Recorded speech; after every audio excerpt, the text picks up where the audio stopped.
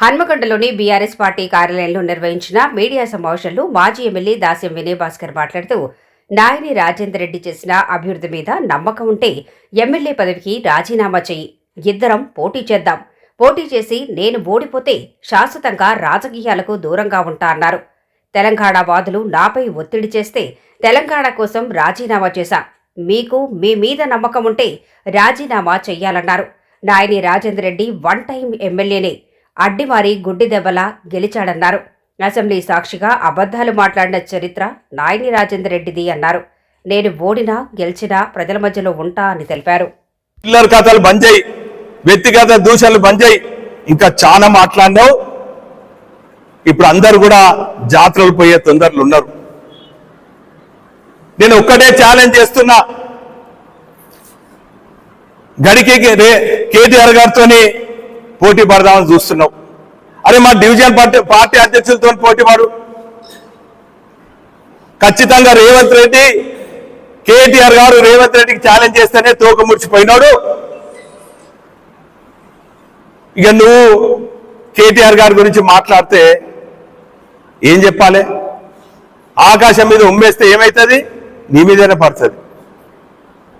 నీకొక్కడే challenge చేస్తున్నా, నేను ప్రజా జీవితంలో ఉండొద్దంటే నువ్వు ఒక్కటే పని చేయి.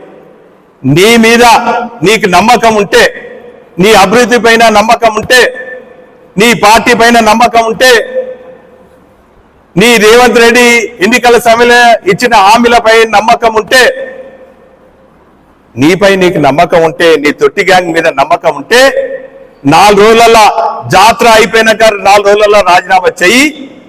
నేను కూడా చేస్తా, ఖచ్చితంగా పోటీ పడదాం. ఒకవేళ నేను ఇంకా చాలా మంది మిత్రులు రాలేదు, అందరి సమక్షంలో ఛాలెంజ్ చేస్తున్నా. ఇంకా 3 రోజుల వ్యవధి, జాతర టైం ఉంది. జాతరలో ప్రమాణం చేసి చెప్దామంటే చేద్దాం. నువ్వు రాజీనామా అక్కడ చేయి, లేదు భద్రకాళి గుళ్ళే చెయ్యి. నీ రాజీనామా పత్రం పట్టుకరా. నేను కూడా ఒకవేళ నీపై పోటీ చేసి కనుక నేను ఓడిపోతే శాశ్వతంగా రాజకీయాలకు దూరంగా ఉంటా. ఎస్, 4 సార్లు నేను గెలిచిన వ్యక్తిని. నా పైన కూడా ప్రజలు ఒత్తిడి చేసిండ్రు, నా పైన కూడా కేయూ స్టూడెంట్స్ ఒత్తిడి చేసిండ్రు, నా పైన ఈ నియోజకవర్గంలో ఉన్నటువంటి ప్రజలు, దళితులు ఒత్తిడి చేసిండ్రు, బీసీ వర్గాలు ఒత్తిడి చేసినాయి, యువకులు ఒత్తిడి చేసిండ్రు, కార్మికులు ఒత్తిడి చేసిండ్రు. తెలంగాణ కోసం నువ్వు రాజీనామా చేయంటే ఖచ్చితంగా నేను తెలంగాణ కోసం, నా పార్టీ పైన నమ్మకం ఉంది, నా నియోజకవర్గ ప్రజలపైన నమ్మకం ఉంది, మా కార్యకర్తల పైన నమ్మకం ఉంది, మా నాయకుని పైన నమ్మకం ఉంది. నేను రాజీనామా చేసిన. నువ్వు చేస్తావా?